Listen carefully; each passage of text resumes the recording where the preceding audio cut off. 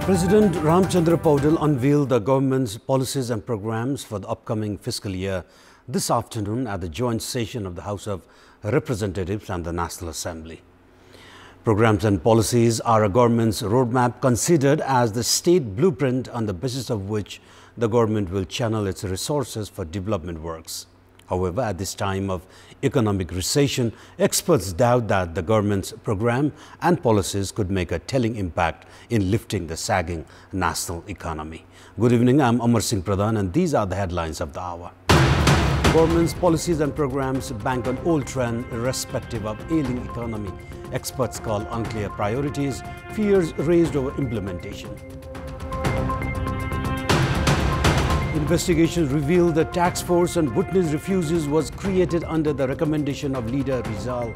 Police recover 8.6 million rupees from Secretary Pandey's bank account. G7 nations agree to starve the Russian war machine. Ukraine President Zelensky to attend the summit on Sunday. And Charge boys maintain a 4-point lead at the top of the A-Division League. Himalayan Sherpa is past police force, Kumultar and Tribun Army share points. The government has unveiled its programs and policies without considering an unprecedented ailing national economy and keeping aligned with the past trends. It has given continuity to some old programs and also introduced some others whose implementation could be challenging in the present context.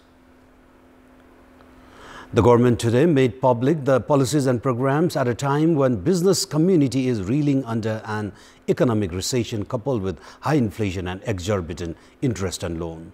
President Paudel, while reading out the 188-point government doctrine, started with the claims of improving national economy. The government blueprint also did not touch upon the issue of worsening scenario triggered by high interest rate and loan. The policies and programs has also claimed reviving some of the closed industries such as Hetauda textile industry, Gorakhali rubber industry, Butwal spinning mill among others. This issue was raised last year as well. The government has also planned to celebrate tourism decade from the ongoing Nepali year 2080 while it plans to observe tourism year 2025. The government has also introduced plans to improve domestic energy consumption while efforts are underway to rope in forest investment in hydel projects. There are plans to create employment opportunities of 500,000 citizens in the country itself. The government has prioritized implementation of the Constitution and federalism while prioritizing curbing corruption and ensuring good governance in its programs and policies that was unveiled today. The government's policies and programs presented by President Ramchandra Paudel have stressed curbing corruption and ensuring good governance. President Paudel said that the government and the public were on the same page regarding curbing corruption and irregularities.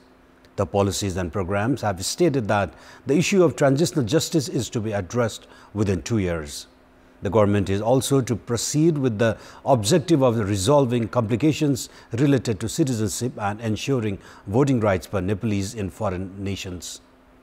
Federal Education Act and Federal Civil Service Act are also to be presented at the ongoing session of the House of Representatives, while a high-level commission is to be formed to ensure administrative improvement. The government has also committed to facilitating the distribution of passports, driving licenses and no objection certificates, while it has claimed of concluding distribution of the national identity card within a year. The government has also committed of erasing the intersection of jurisdictions of the 3 tiers of the government. Meanwhile, the government has also aimed to improve the constitutional bodies and implementing the recommendations of constitutional entities. Meanwhile, the government has also committed of upgrading the Tribun University International Cricket Ground in Kirtipur to an international standard venue. The government has put forward the policy of vacating the river banks by removing the settlements of landless squatters. Based on the government's policies and program, the government is to relocate the landless squatters and vacate the river banks. According to the government policies and programs, the Melamchi drinking water project is to be operated throughout the calendar and ensure sound management for sanitation of urban areas. The government is also to form an integrated mechanism of local levels associated with the Kathmandu metropolis to ensure sound collaboration for development works. The government in its policies and programs has stressed on access to health and education for everyone. As per the policies and programs presented at the joint meeting of the Federal Parliament today, the government is to enhance quality of education at all levels. The government is to expand the earning while learning program to produce technical human resource and integrate education with employment. The policies and programs also include operation of smart schools, operation of scholarships through one-door policy and review of curriculum of school level. The government has also stressed on establishing medical colleges in each province and formation of a high-level education commission to resolve issues seen in higher education. Meanwhile, the government has also embraced the policy of home services for senior citizens and disabled individuals to ensure access of everyone to health sectors. The government is also to make arrangement of one doctor in each community hospital and operate the outpatient departments from 8 a.m.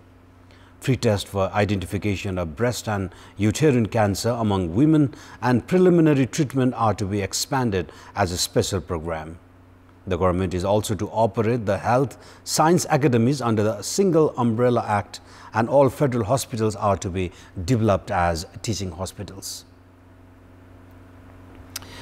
It has been learned that the task force to find solutions to the issues of the Bhutanese refugee was formed on the recommendation of the leader of Bhutanese refugees, Teknath Rizal. Investigations have discovered that the task force to find solutions for the issues of Bhutanese refugees was formed after Rizal had submitted an application at the Ministry of Home Affairs about 4 years ago. Sources have claimed that Rizal had submitted his application at the Home Ministry calling for bringing together the family members of those left behind in Nepal. At a time when the United Nations High Commissioner for Refugees had halted the resettlement of refugees in other nations in the year 2016, Rizal had filed an application with a 12-point demand. While police are investigating about the amount received by Rizal, his role in certification of fake Bhutanese refugees as origins of Bhutan has been discovered. Meanwhile, transactions of 8.6 million rupees have been seen in the then Home Secretary Teknarayan Pandey's bank account. Police have said that Pandey has not been able to establish the source of the amount deposited in his bank account on numerous occasions. Bank details of others arrested so far in relation to the fake Bhutanese refugees scam has also been requested for with the Nepal Rashtra Bank. Of the 16 arrested in the fake Bhutanese refugee scam, statements have been recorded from Rizal and Samser Mia, president of the Hajj committee, arrested yesterday. As the case is required to be filed within 60 days against organized crime, Nepal police have made preparations to submit the report to the office of the government attorney on Sunday.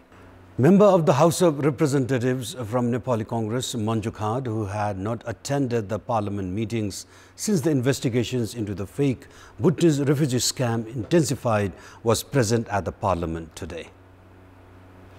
Manju Khad, who is also suspected of involvement in the fake Bhutanese refugee scam, was seen among the other Nepali Congress lawmakers at the federal parliament as President Ramchandra Paudel presented the government's policies and programs.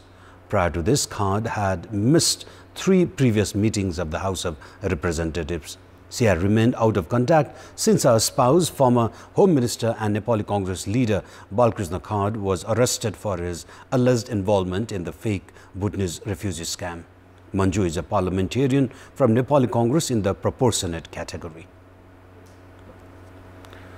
And in our Public Voice segment, we have asked what they term the willingness to leave the foreign nations by quitting the Nepali citizenship.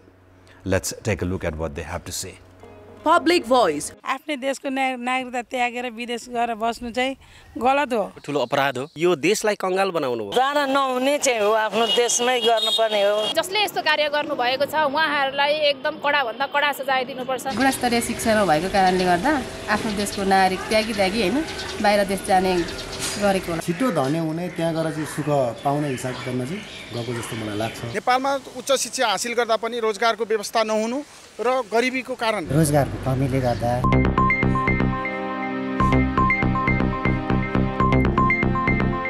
And now time for segment Public Pulse, where it texts us with their opinion. Public Pulse. Let's take a look at a response to yesterday's question, and we had asked you, why have the local governments not implemented preventive measures to curb risk caused by fire-related incidents? 36% voted for option A, lack of awareness, 21% voted for option B, devoid of resources, and 43% voted for option C, not in the priority. Here is our today's question, and the question is, how do you assess the government's policies and programs? Our options are option A, continuity of previous programs, option B, successful in raising hopes, and option C, depends on implementation. The voting is on. Type in AWS, select your option A, B or C and send it to 34001 to share opinion with us. And let's move on to international update.